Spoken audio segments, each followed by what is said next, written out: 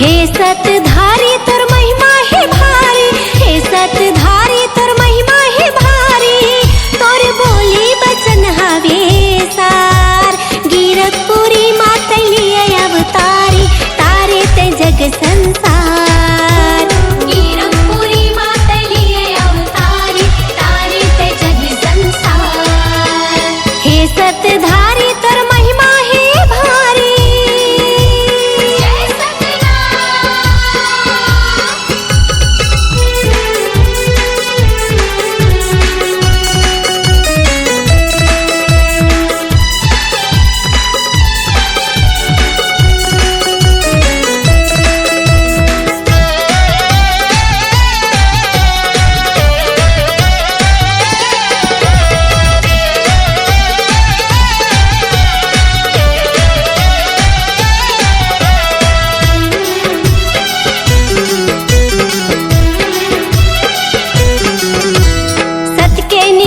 जत खाम गड़ाए, ओ जत खाम गड़ाए, सत के रदमा बाबा सबला चलाए, हाँ सबला चलाए। सत के निशानी जत खाम गड़ाए, सत के रदमा बाबा सबला चलाए।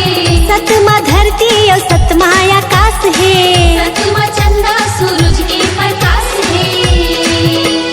जे दिन दुखिया तोरे आए दुआरे, जे दिन दुखिया तोरे आए दुआरे, हो जाते वो भव पार।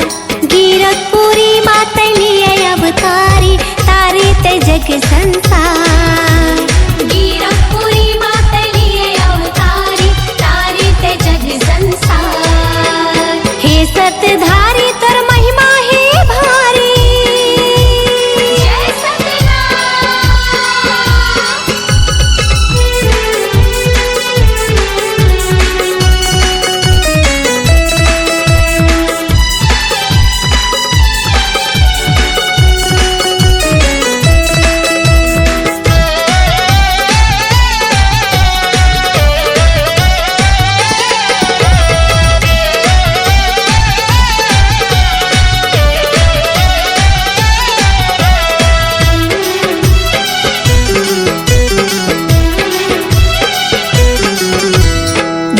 के डोंगा के तय पतवार हो, बाबा तय पतवार हो।